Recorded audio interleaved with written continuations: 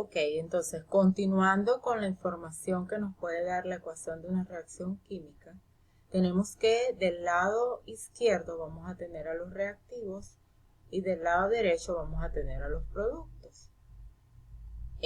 Para el caso de los reactivos, decimos que estos se transforman, reaccionan para producir a las especies que tenemos del lado derecho. La flecha indica o apunta a los que son los productos en una reacción. Esa ecuación de una reacción química va a tener unos coeficientes estequiométricos, que son los números que van a estar acompañando al símbolo químico o a la fórmula química de las sustancias involucradas. Las propiedades químicas y físicas de las nuevas sustancias, es decir, los productos, van a ser diferentes a las de los reactivos. Por lo tanto, podemos decir que en una reacción química lo que ocurre es un cambio químico. Se producen nuevas especies. La ecuación química es la forma como nosotros representamos una reacción química. Y se utilizan símbolos químicos para mostrar lo que ocurre durante una reacción química. Los tipos generales de reacciones químicas son: vamos a ubicarnos en que las esferas van a representar átomos o grupos de átomos.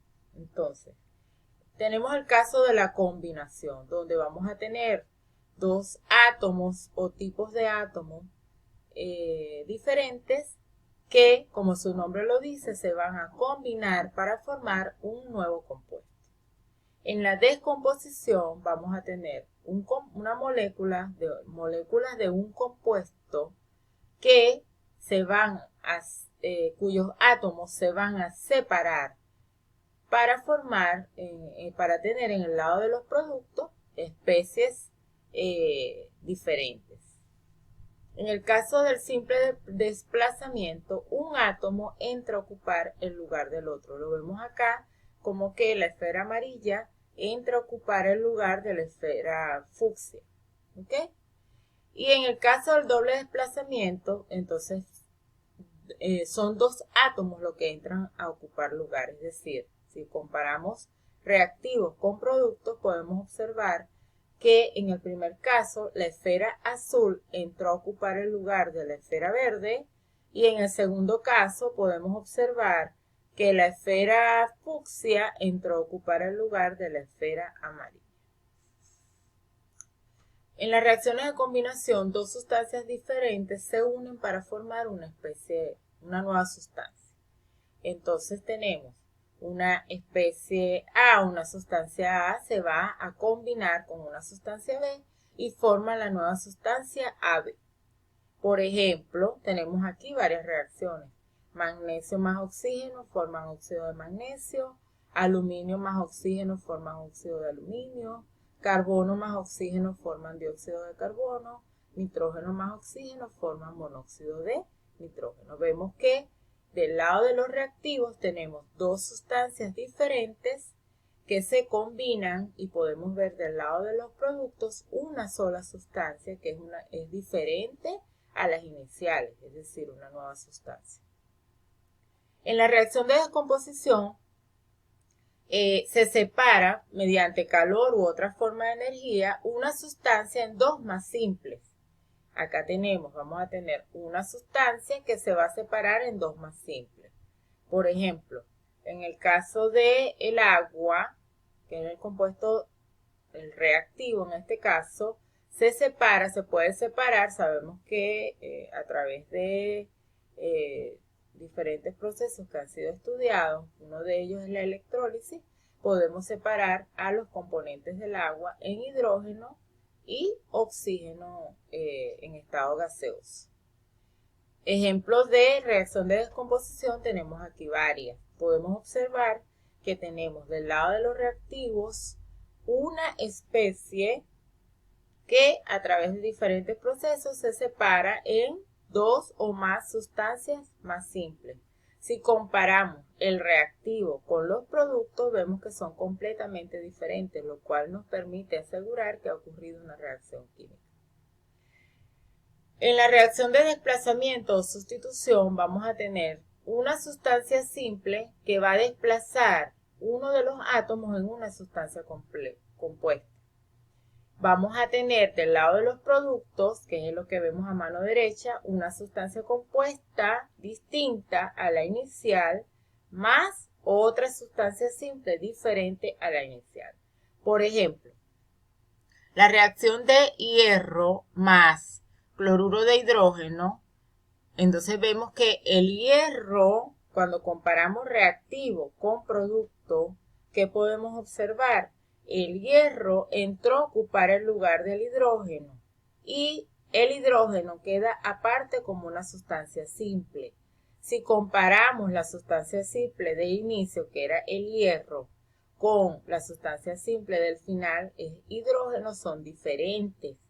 Si comparamos la sustancia compuesta de los reactivos, que es el cloruro de hidrógeno, con la sustancia compuesta del lado de los productos, que es el cloruro de hidrógeno, son totalmente distintas. Por lo tanto, podemos asegurar que aquí ocurrió una reacción de desplazamiento o sustitución. Igualmente, acá tenemos el sodio, es la sustancia simple, entra a ocupar, y esto lo vemos comparando reactivos con productos. ¿Qué diferencia veo yo en productos respecto a los reactivos? Bueno, que aquí tenía HOH en reactivos y en producto ahora tengo NaOH.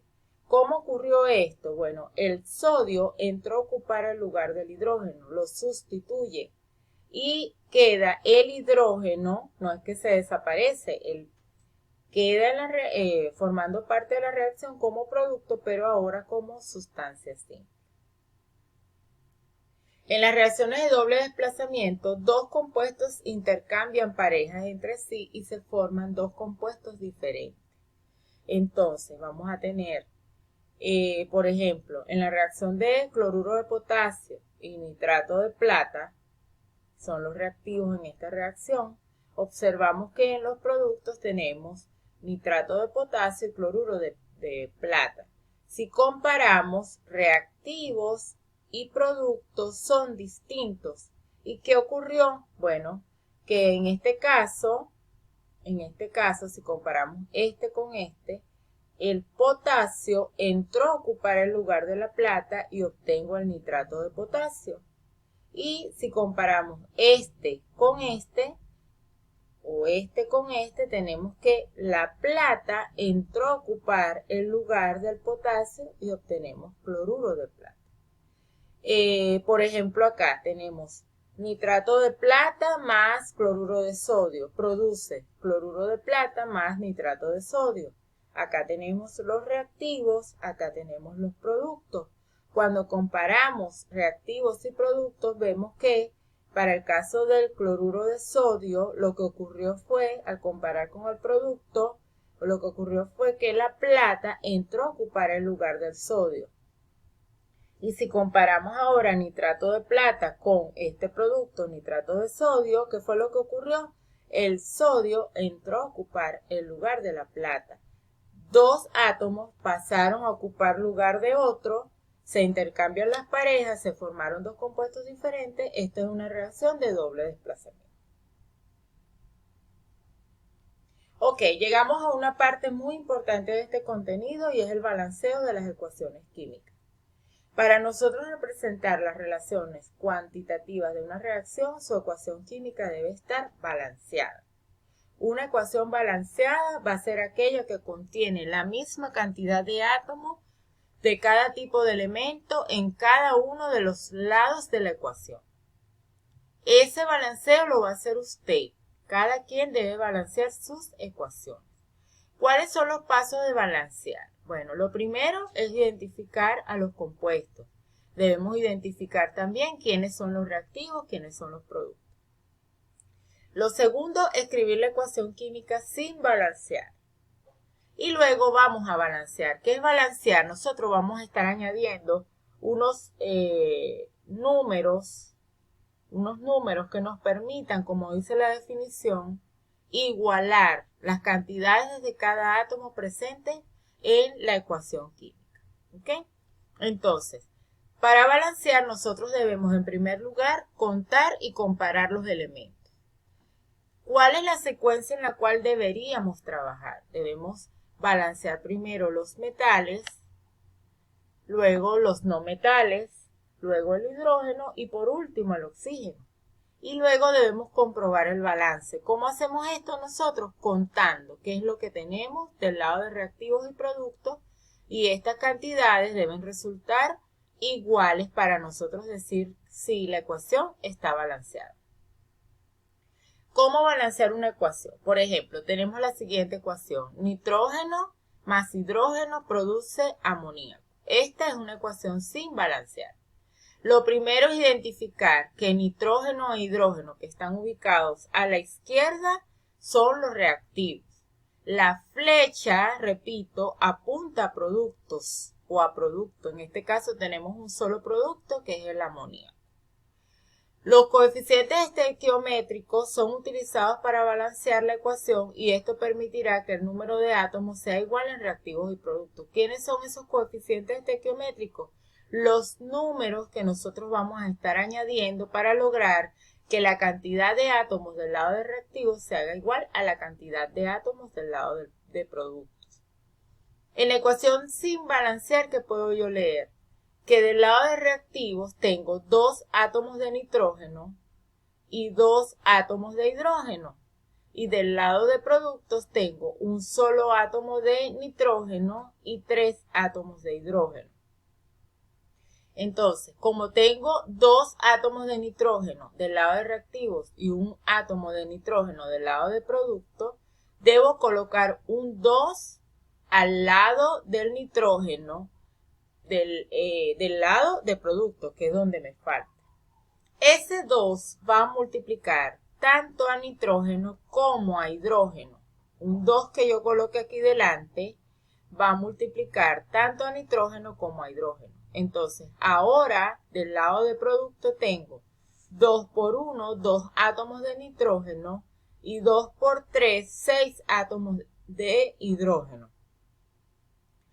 Del lado de reactivos, entonces para nitrógeno ya estamos listos. Tenemos 2 átomos del lado de productos, 2 átomos del lado de reactivos. Pero para hidrógeno nos falta, ¿por qué? Porque solo tengo 2 del lado de reactivos y ahora tengo 6 átomos de hidrógeno del lado de productos. ¿Qué debo hacer para igualar? Bueno, para que este 2 alcance el 6, debo colocar un 3 aquí delante.